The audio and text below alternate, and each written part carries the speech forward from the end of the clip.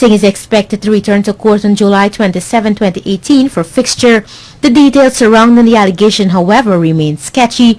Meanwhile, another political financier attached to the People's National Congress, Larry Singh, was implicated in the Sussex drug bond scandal, where government paid some $264 million in rental fees up to June of 2018. And just last month, AFC councillor Abel Sitaram was slapped with an 18-month sentence by Magistrate Rondell Weaver after he was found guilty of feloniously wounding his cousin with a piece of wood. Sitaram, who is no stranger to controversy, was on May 30, 2016 fired from his post as Special Representative to the Prime Minister Moses Nagamutu. Reporting for the Evening News, Kizzy Coleman.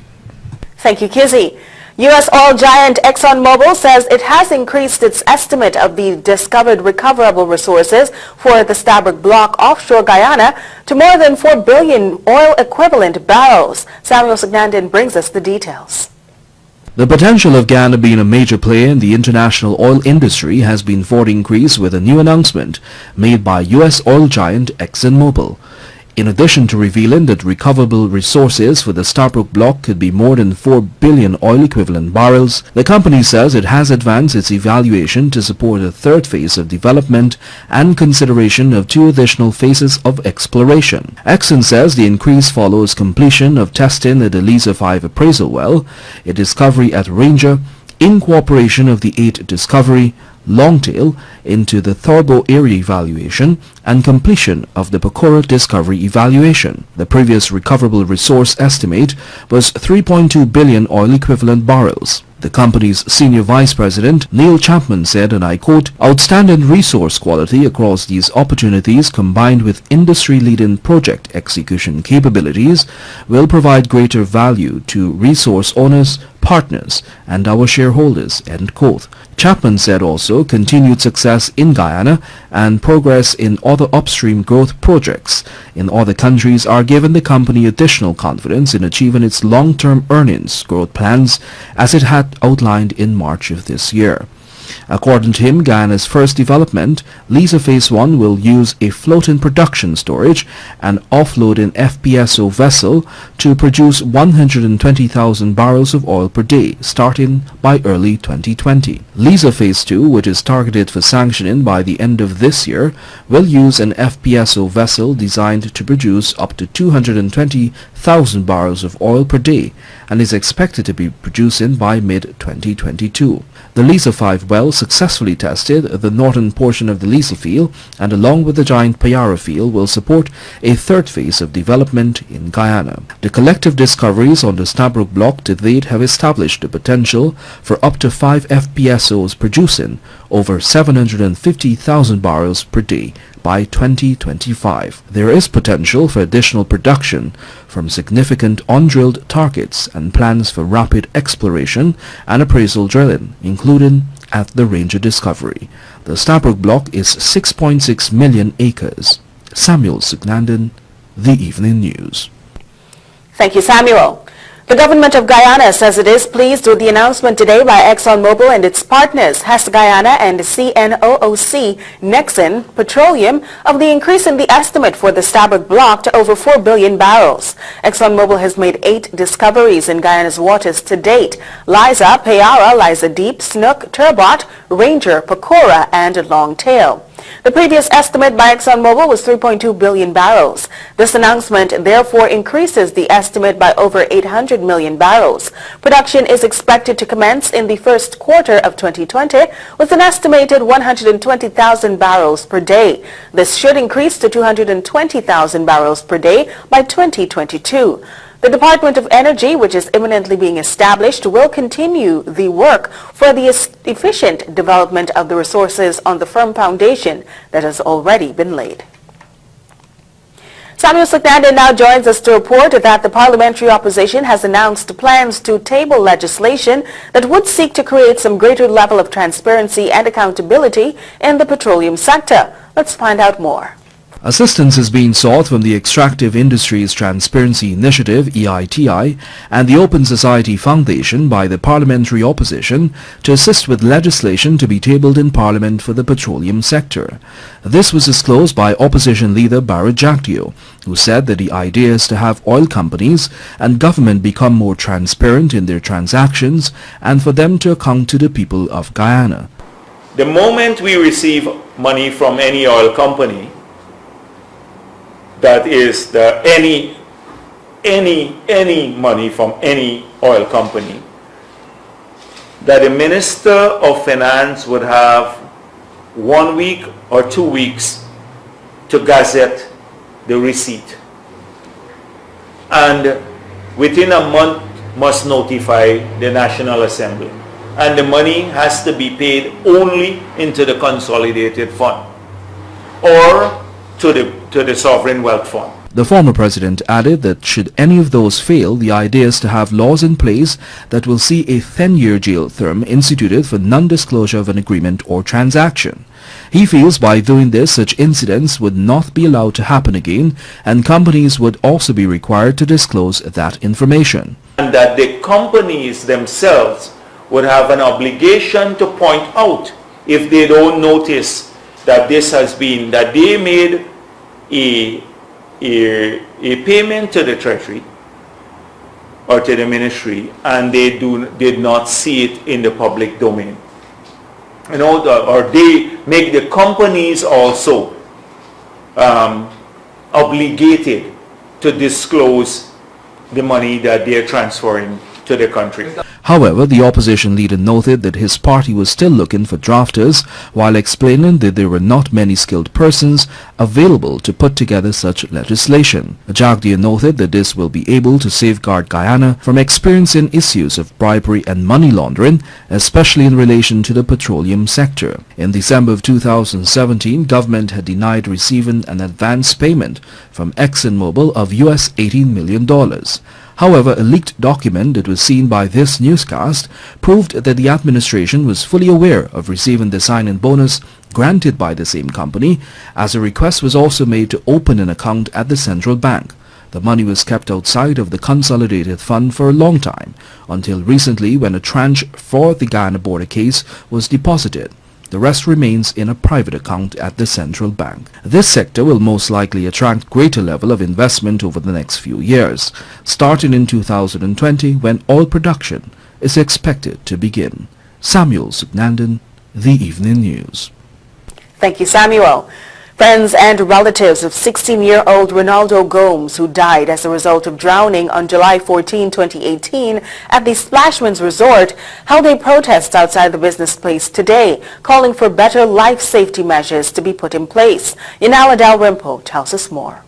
The protesters were calling for a thorough investigation into the death of the teen, as they claimed Gomes died as a result of the injuries he sustained from the propeller of the boat that hit him.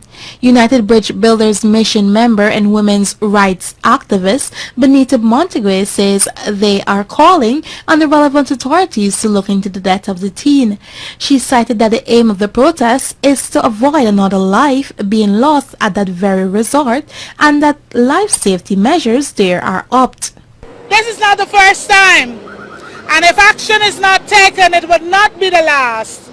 And I am here to stand with the family to ensure that action is done, that this would not be a recurrence again. Further, Montague noted that they are calling for the resort to be shut down until certain security protocols are carried out. The teen's mother, Paula Williams, said that since the death of her son, she was not given a proper explanation by the proprietor of the resort, neither was she able to speak with any of the other people who were at the scene when the incident occurred. I want justice for my son. They silenced my son, and they tried to silence me by telling me that there's nothing that the police could have done, and I have to take private action. I have to take actions on my own to fight Lennox John. I may not have the resources, but I'm going to have the people of Guyana fighting and rallying behind me. we will fight. I must have justice for my son. A family member of another teen who lost his life at that same resort told his newscast that his family was also victims of a similar disaster 16 years ago. Adrian Brandt explained that just like Gomes and his family, they were also on a family outing when tragedy struck. He noted that they were never provided with enough information into his brother's death and that up to date, the investigation is still incomplete. I lost my brother at Splashman 16 years ago. Before that, people lost the family. After that, people still losing their family. So I'm here thinking that something should be done. Some kind of, since this incidents have been going on over and over, Splashman haven't even been shut down for a week. As protesters marched through the streets, they could be heard saying justice for Ronaldo Gomes, Splashman is a dead zone, among other slangs. We want justice! Justice for Ronaldo! We want justice! Justice for Ronaldo! For the evening news, Yanala Dalrymple. You're watching the evening news. Do stay with us. More news on the other side of the break.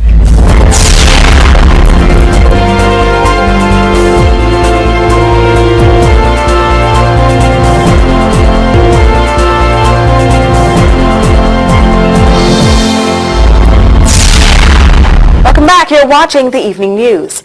A quarantine baby's man who has been residing in the United States since 2003 was today brought before the Georgetown Magistrates Courts after he reportedly forged his own adoption papers in order to become a citizen of the U.S. Ariskar Maniram, 30, originally of Lot 121, Lot 73, Village Quarantine Berbice, denied that between July 17 and 20, 2018, with intent to defraud, he conspired with a person or persons in Georgetown to forge a certain document to with one certificate of adoption in favor of himself, purporting to show that same was issued by the General Registrar's Office.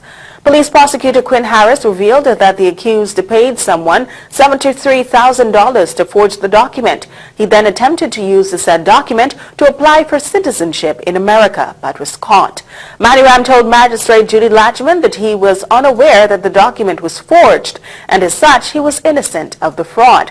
He was placed on bail in the sum of $100,000, and the matter was adjourned until August 13, 2018. As a condition of bail, Maniram was ordered to lodge his passport and to report to the Criminal Investigations Department weekly. With just a few weeks since the west coast of Demerara Highway was officially commissioned for public use, the Finance Minister has expressed his concern over the way the roadway is being utilized by commuters and other citizens. Rupasina Ryan tells us more. During his visit to Region 3 on Saturday, the Finance Minister Winston Jordan stated that he was not pleased at what he saw along the highway on the west coast of Demerara. According to him, many vehicles were parked in all sections of the roadway and vendors were operating along the sidelines. I believe it's utter lawlessness in terms of a market where people are parked all over the place. No one should be denied a living, but we must do living within the laws of the country. For the highway to be conserved, the police were urged to perform their duties so as to ensure that all guidelines are followed.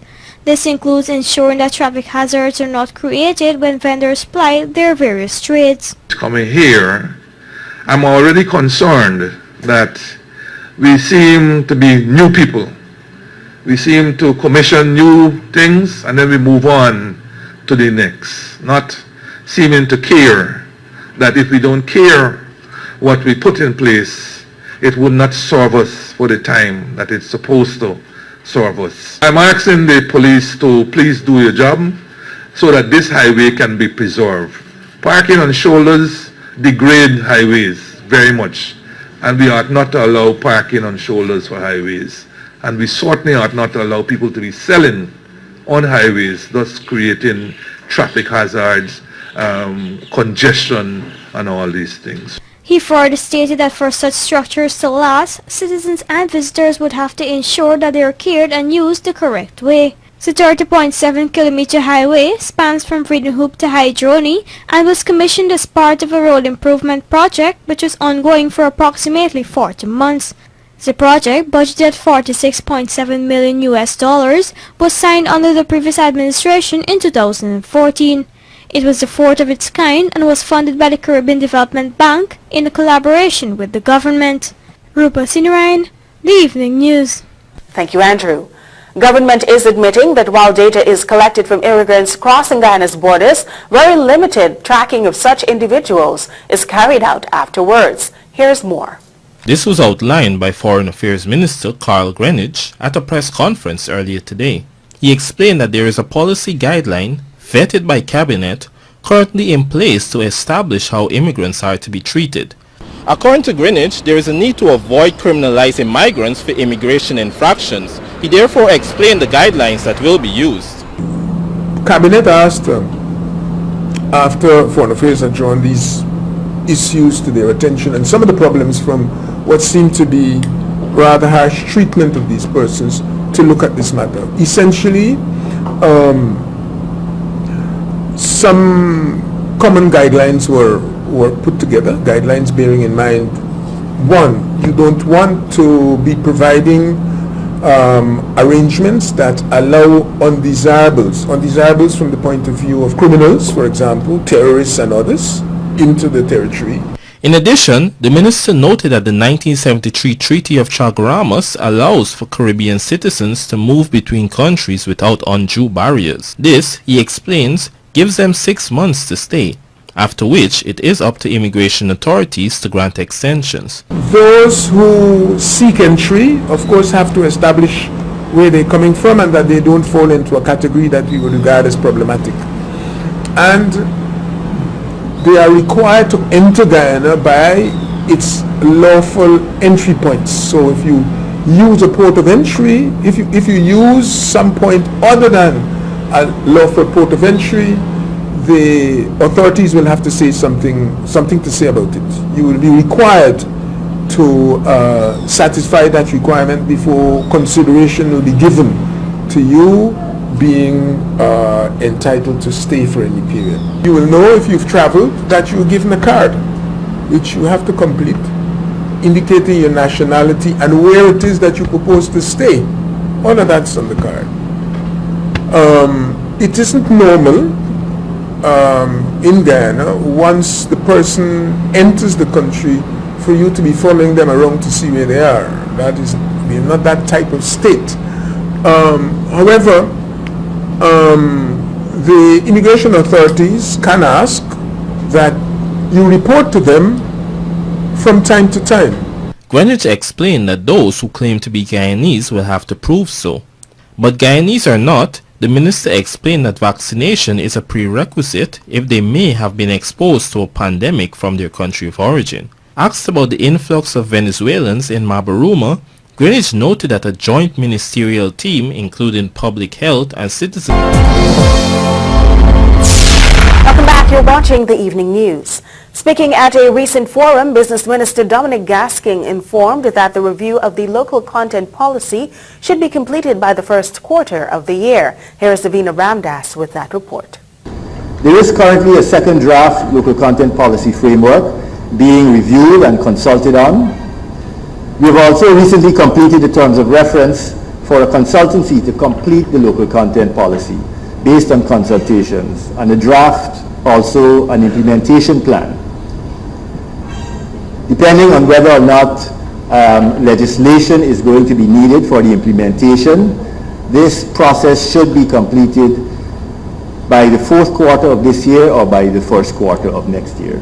That was the business minister, who also informed that Guyanese must be prepared to not only benefit from oil income, but be ready to handle the expenditures as well. As the owners of this oil, Guyanese people must become the main beneficiaries of those productions. Local content is a corporate responsibility of Exxon, ensuring that socio-economic development results from the company's operations. The primary aim and objective of the policy is ensuring the education, inclusion, and advancement of as many as possible in the industry. As ExxonMobil prepares to officially commence production in 2020, there is a lot of preparatory work currently ongoing which requires services tailored to the specific needs of the industry. The draft local content policy has been criticized in recent months for lacking provisions which would safeguard against exploitation by companies. The document does not cater for issues such as how to avoid procurement fraud, conflict of interest, and favoritism, among others. Instead, the draft local content policy framework seeks to address the suite of opportunities that may arise and the approaches to be taken in selecting and developing opportunities related to enhancing the capabilities of Guyanese nationals and businesses. Davina Ramdas for the Evening News. A domestic worker died on Saturday evening at the New Amsterdam hospital, days after she was beaten by her husband. In this Andrew Carmichael report, we hear that the woman had endured more than 20 years of domestic abuse. Dead is Sabita Shamnarain, 43 of Lot 2, Line Part E, Corriverton. The woman was reportedly beaten on July 15 and died Saturday at the New Amsterdam hospital. Neighbors reportedly took the injured woman to the Skeldon hospital after complaining of severe pain. Hours after being admitted, she fell into a state of unconsciousness. The woman had related that she was cuffed to her neck and kicked in the back. However, the couple's 5-year-old daughter reported that her father used a hammer to hit Shamnarain in the head. According to reports, the woman's condition worsened and she was subsequently transferred to the New Amsterdam hospital where she succumbed to her injuries on Saturday. Neighbors say it was almost 20 years of abuse. Well, they always get a little up and down, they're fighting. You know, like, if you drink rum and think you come home, you fight. Morning time when the lady come out and we see she get hit, face black up, mark on his skin. Sometimes she head swell up. You know, the thing go on steady, so you don't feel like the last time you get licked the cousin, but you know, whole thing. She just go by Abby one time when she just get leaks. But not for the short term, you know, because she not go by Abby for the short term. Shamnarain is said to be a mother of 3, 2 dead. However, a 5-year-old who lives with a couple has witnessed the abuse meted out to her mother on numerous occasions. She was hospitalized once and after 2 days, the woman took her own discharge. Over the years, she reportedly received scores of head injuries and in recent times, it may have taken a toll on her. Yeah, by Sham, you know, shit. Like she last said sometime like. But that different thing, right? While the now dead woman has never been in the habit of going to the hospital, neighbors say on several occasions they have had to call in the police after she was beaten. Yeah, police arrest you 1-2 times. But she just go on beg and thing and get yours up. Meanwhile, on Wednesday, a social worker went to the home and found the suspect there with a male friend and the couple's 5-year-old daughter. There are reports that the men were chipping marijuana in the presence of the child and told her that they were cutting leaves to make tea. When the social worker attempted to take the child away, the husband refused the request. The police were called in and he was arrested. It was after that investigators learned of the woman's condition. Meanwhile, a post-mortem examination conducted on the body today gave the cause of death as gastrointestinal bleeding and shock and hemorrhage. The pathologist concluded that death was as a result of natural causes. The police are expected to seek advice from the DPP tomorrow. However, family members are seeking a second autopsy. For the Evening News, Andrew Carmichael. With the economy and trade dominating recent foreign bilateral engagements, talks with Brazil to improve the partial scope trade deal are ongoing. This is hampered, however, by Guyana's lackluster manufacturing capacity. Here's more. Minister of Foreign Affairs Carl Greenidge made this revelation during a press conference on Monday. The minister has long contended that Guyana is missing valuable opportunities to export more under the partial scope agreement. If you have a partner, whether it is Brazil or Germany, and you are interested in doing trade with them, you have to have commodities that can be sold in that market.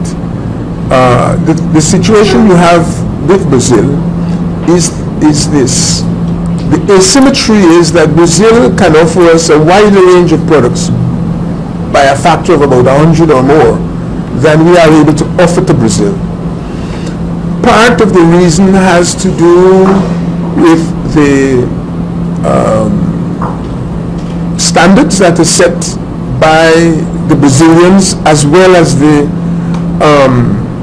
types of things demanded by the Brazilians. In other words, there's no point in expecting that you are going to be able to sell basic staples to a neighbor which has exactly the same ecology as you.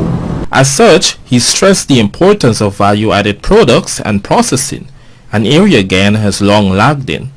In fact, Greenwich acknowledged that the manufacturing sector itself faces hurdles, having to contend with high energy prices, among other things. With Guyana having hosted the Council for Trade and Economic Development, COTED, last year, there are also developments coming out of that. According to Greenwich, Guyana is in the process of organizing talks between Caribbean sugar producers and other interested parties. These talks will be centered on rum production and the use of plantation white sugar in the region. While the importation of processed white sugar does have implications for employment, Minister Greenwich is not optimistic of a drastic reduction.